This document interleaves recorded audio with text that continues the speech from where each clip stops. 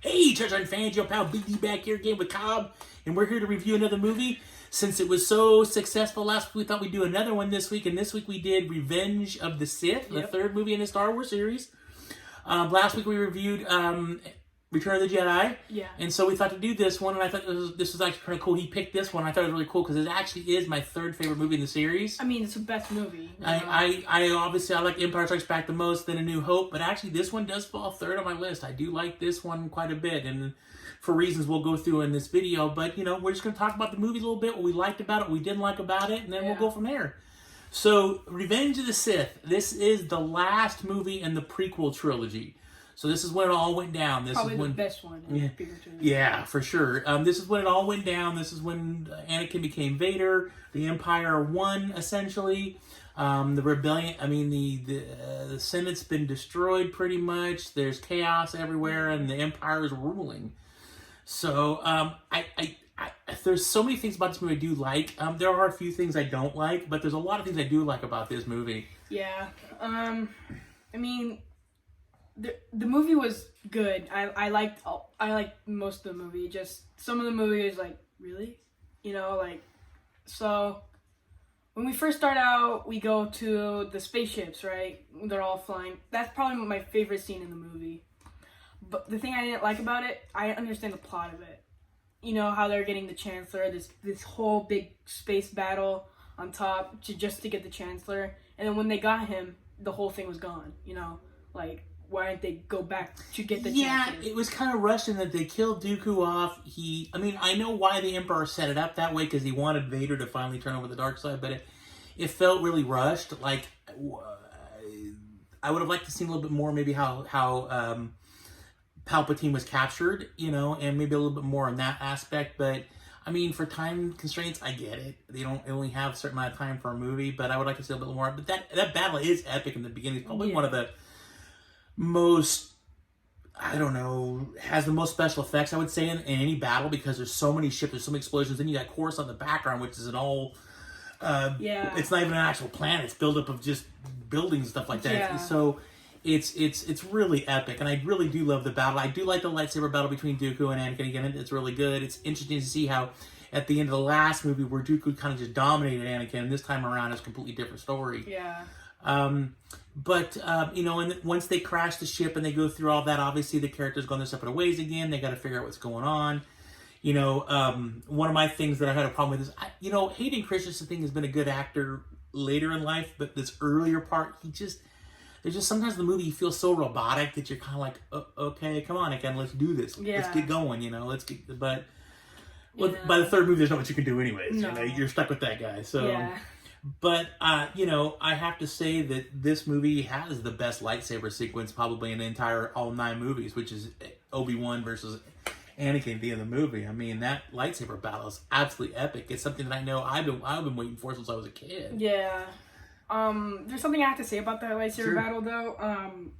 When Anakin turned into Darth Vader, when Anakin was a human, he had this all great power, he was powerful. He's the most powerful Jedi that anybody could know. But when he turned into Darth Vader, I think he lost a lot of his power. Because, every time you see Darth Vader, he goes, not even Yeah, you gotta wonder if maybe he lost because he lost his legs, lost his arms, so that's part of the power that went away or something. I don't know. But you're right, he's not as, obviously he's more of a robot now than he is a human being, so. But and you're right, it's kind of interesting. Although when you watch Rogue One, he was pretty athletic in Rogue One. Yeah. He was throwing people around, doing all kinds of stuff. But that obviously was filmed many, many years later. So, but I mean, for me, that it closes the scene when Anakin's Obi-Wan's like, I have failed you. You are my brother. That part gets me every time. I mean, these characters were so close to the first couple of movies. They're like brothers. They really are brothers. They, Obi-Wan trained him, for a long time. So, and then obviously there's a attachment there because Qui-Gon Jinn was the one that found Anakin in the first place. So obviously there's another attachment for Obi-Wan there because Qui-Gon was a father figure to Obi-Wan. So, it's really interesting to see that aspect of it. But what you got? Two more things about the space battle. Mm-hmm. They killed R4. I mean, they kill R4, but not R2. I mean, R2's R2. You can't really kill R2. No, but you kill R4. Yeah. Obi-Wan's droid, man. Yeah. Not Anakin's, but Obi-Wan's. That's right. That's right. And then, you know how they're like fighting down with the guns, you know? Yeah. I didn't really understand that. I don't know what side to pick when they were doing that, because Obi-Wan and Anakin were in that ship when they were firing, but when they were fighting that ship, the clones would have gone down too. So it was really like, wait, so what ship's gonna go down? Like, if Anakin and Obi-Wan go down, they're dead. But if that one goes down, then they lose another ship. So that's what I didn't really understand either. Well, there's stuff that I really like about the movie. I think that some confusing things done for me also was the fact that I always thought Mace Windu, and I could be wrong, I always thought Mace Windu was an expert swordsman, and I feel that although he did beat the Emperor, it just felt like once he did, he went away so quickly, and it just felt like such a powerful Jedi as Mace Windu as he's built a piece of it. It just felt like, I feel like there's more. I feel like that character's going to pop up again somewhere. I don't know why, but I just feel like his death's kind of, to me, his death was much like Boba Fett's death. I felt it was like meaningless because he should have, there's more he could have done, the character could have done. So that always bothered me because I feel like the first couple of movies, it's like my other complaint with Yoda. Like, Yoda in the first 3 movies is there. Boom, boom, boom. Yoda. Just about everything is Yoda. And then all of a sudden you get A New Hope and there's no Yoda. No. And then you get to The Empire Strikes Back and he's up there. And then by Return of the Jedi you see him for like 5 minutes. Yeah. So like they build up these big characters and all of a sudden they take them out really quick. So I don't know what the deal is with that, but I really would have seen Mace Windu live a little bit longer, or at least survive. Or at least show him as a ghost. Yeah, or a Force ghost or something. Yeah. Grievous is probably one of my favorite characters in the movie. I mean, he's like so cool, like spinning his lightsabers, like his archenemy is Obi-Wan. But problem is with Grievous, just like Boba Fett, shot him in the stomach 2 times. He's dead. Yeah, they introduced this new character, which I know they went back and explored again in the Clone Wars animated series, but at the time the Clone Wars didn't exist yet as in Star Wars, i.e. the cartoon series. So, it felt like they introduced this really cool character. They gave him a small backstory, but you didn't know too much about him, and then they kind of killed him off. And you're like, well, wait a minute, I would love to see Grievous like at least in the second movie. Just because I think that, because they did something really weird in this movie. They really built Dooku up in the second movie and then killed him really fast enough in the first movie and then threw in another character. So I almost thought they could have just kept Dooku and not even put Grievous. It's kind of one of those things where I like Grievous, don't get me wrong. I do like Grievous, but I feel like okay, well, like you're trying to shove in a bunch of characters at the last minute. So yeah.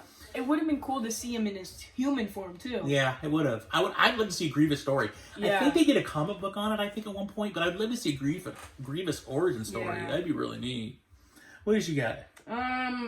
Let's talk about deleted scenes. Okay. I saw some deleted scenes, but some of them were like, what is this? Like, why would you even make this? So there was this one where Grievous killed a Jedi. Oh yeah, I remember that. Yeah. I feel like they should have added that scene. It would have been a cool scene, but there was another scene that they added in where they killed Shakti, the Jedi at the beginning of the movie when they were on. They killed her. I know why they took that out, but at the time it was like, okay, yeah. So I can see that. Yeah, some of the deleted scenes, that's really troublesome with deleted scenes. Sometimes you see them and you're like, oh, that should have been in there. Other times you're like, well, I can see why they left it out. So, especially with Star Wars, it's really hard. Let's see what we got here. I think my only other biggest really issue with the movie is, and my wife talks about this all the time, she talks about this like left and right, is how Padme dies. Like, Padme dies essentially of a broken heart. It's like, okay, but you think she's... Yeah. I know that Anakin betrayed her and she's upset about that, but she just had twins.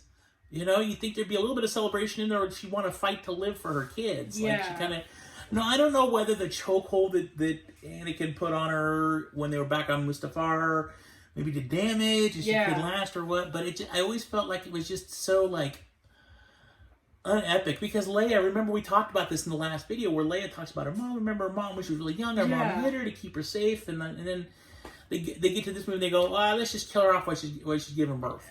Like, I feel like Padme shouldn't have died that quickly, or like that. You know? Yeah, I think that so when I was a kid, after I watched these three movies, and there was always a rumor that they were going to do the first three, the way I envisioned it and hoped it was, you'd see Anakin in the first movie, and he would start his training and stuff like that, and then by the second movie, he would have fallen to the dark side by the end of the movie. Then by the second movie, at the end, he would have fallen to the dark side, which would have left the movie on a really down note, like Empire Strikes Back did, where it's a down note at the end of the movie, you know?